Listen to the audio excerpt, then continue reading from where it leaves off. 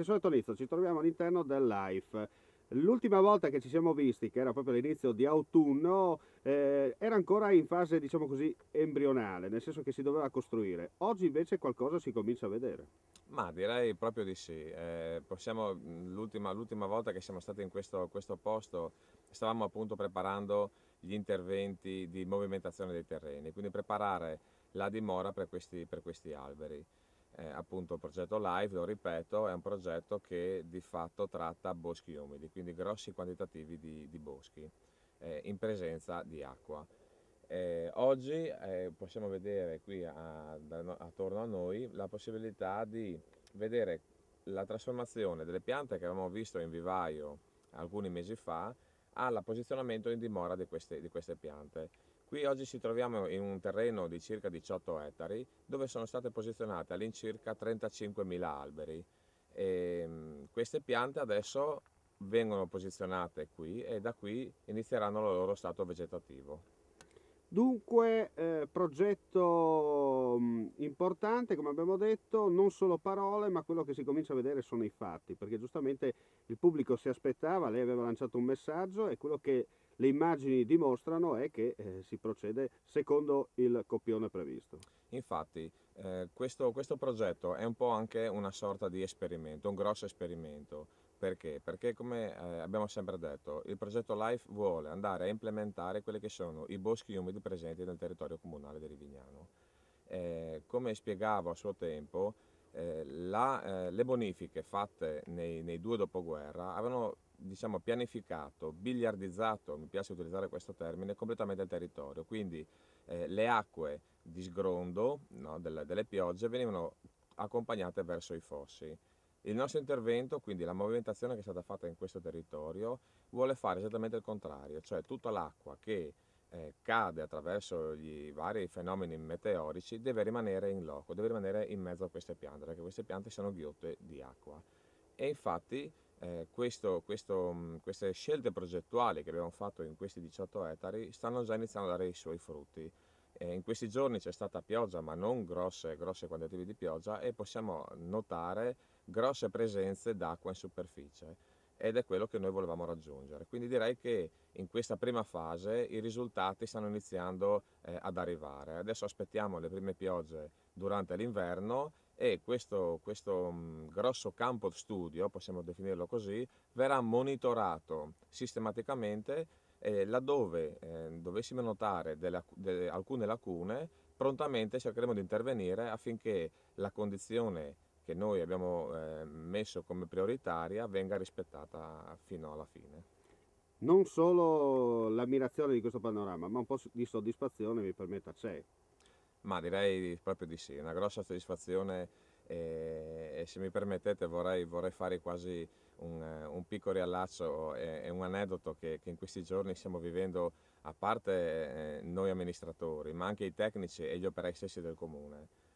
Queste piante sono circa 2 anni che noi le stiamo curando, nel senso che abbiamo raccolto i semi proprio qui a Rivignano, in modo da garantire che le piante siano autoctone. Le abbiamo seminati, li abbiamo curati, li abbiamo visti germogliare, abbiamo fatto ben tre trapianti di queste piante, poi le abbiamo portate dal vivaio di Tarcento, le abbiamo portate qui a Rivignano nel nostro vivaio appena costruito, le abbiamo curate, le abbiamo bagnate, le abbiamo concimate, laddove servisse abbiamo fatto gli interventi fitosanitari per appunto andare a risolvere alcuni parassiti che le avevano attaccate.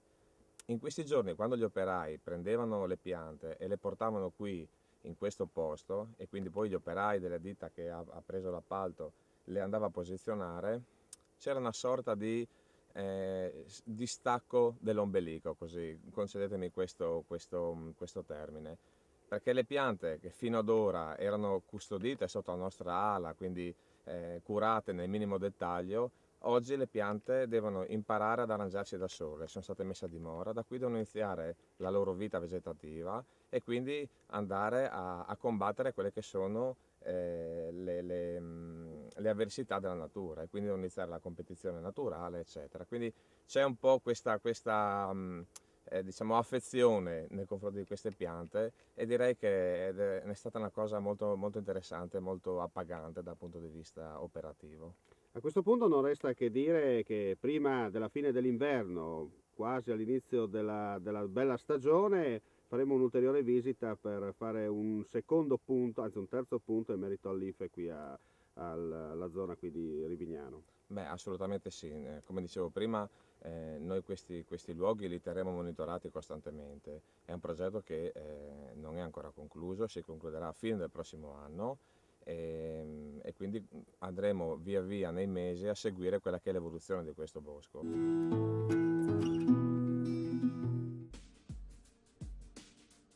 Non sarebbe di Verona la paternità di Romeo e Giulietta. La storia dei due innamorati, resa immortale da Shakespeare, fu ispirata da una novella ambientata in Friuli e scritta da Luigi da Porto, nobile vicentino ma friulano da parte di madre. Lo studio della letteratura di Luigi da Porto, in particolare da parte del professor Cecil Klug, ha consentito di ricostruire la storia dei due amanti e del loro impossibile amore, nato e vissuto in Friuli Venezia Giulia nel 1500, dove all'epoca la famiglia Savorgnan era ricca e potente. Luigi da Porto e Lucina Savorgnan, entrambi membri, sia pure di due rami distinti della famiglia Savorgnan, sono i veri protagonisti del dramma shakespeariano, ispiratosi direttamente alla novella dello stesso Luigi da Porto, Giulietta.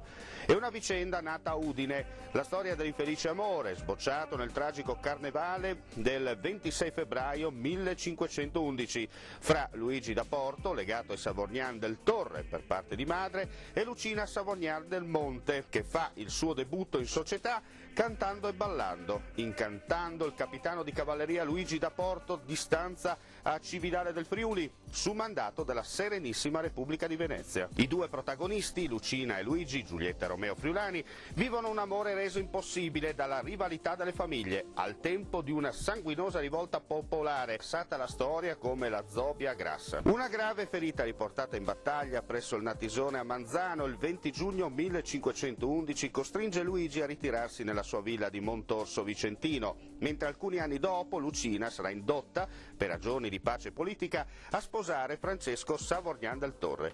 Luigi, capitano d'armi, ma anche fine letterato, nel 1517, in ricordo della promessa d'amore all'amata Lucina, scrisse la novella Giulietta, accompagnata da una lunga dedica alla giovane Savorgnan. Tradotta sia in francese che in inglese, dopo diverse rielaborazioni, la novella giunse nelle mani di Shakespeare, circa 70 anni dopo che la trasformò in una tragedia teatrale di valore e risonanza mondiale. Lo studioso inglese Cecil Klug ha dimostrato che i protagonisti della novella di Da Porto non hanno consistenza storica, né vissero realmente nella Verona del Trecento. Ragioni di prudenza politica, di salvaguardia dell'identità reale dei personaggi e di riservatezza personale indussero Luigi a retrodatare le vicende al 1303 ed a ambientarla a Verona. Il racconto invece sarebbe la trasposizione autobiografica della storia d'amore dell'autore, pertanto, dietro Giulietta e Romeo si celerebbero Lucina e Luigi stesso.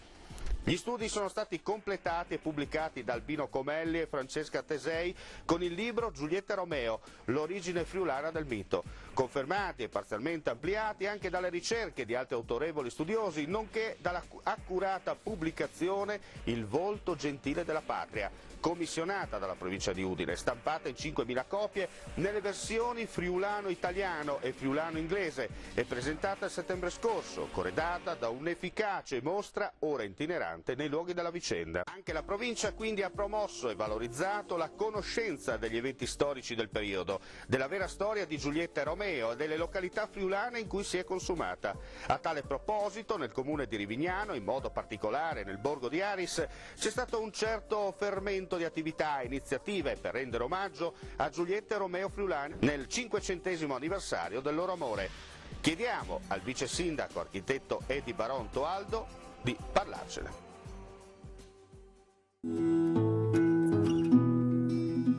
Per continuare le celebrazioni del 500° di Giulietta e Romeo, il 16 settembre, in occasione appunto del compleanno di Lucina, si sono organizzate 2 giornate di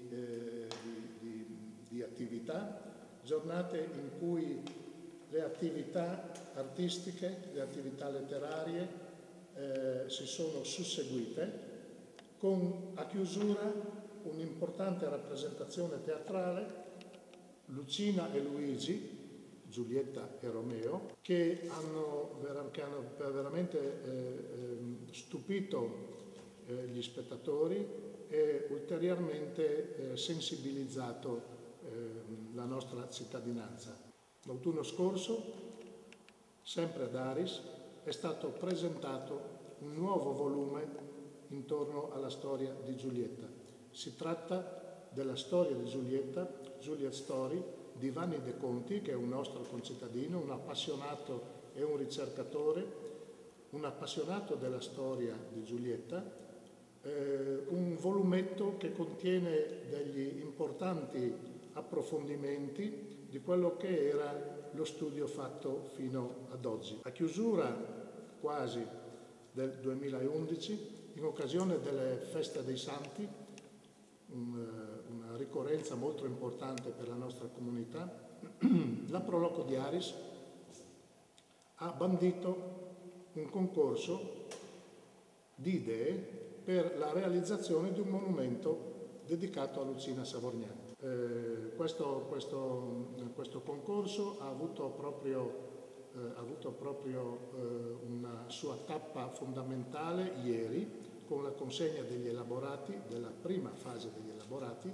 I 3 selezionati adesso avranno tempo fino a febbraio per produrre il progetto esecutivo riguardante appunto un monumento a Lucina Savognani che si intende installare nella zona della Villa Hotel. E a febbraio perché? Perché a febbraio nuovamente sarà celebrata una importante manifestazione in occasione di nuovo della festa di San Valentino, 14 febbraio, festa che sarà dedicata a tutti gli innamorati, ma in maniera particolare a questi 2 nostri storici innamorati, Giulietta e Romeo, Lucina e Luigi. Guarda che Stella termina qui. Continuate a seguirci numerosi anche attraverso i canali di YouTube e poi, come sempre, la nostra pagina Facebook. Cliccate, Guarda che Stella mi piace. Non resta che augurare a tutti voi un buon proseguimento di giornata con i programmi della nostra rete televisiva. Arrivederci.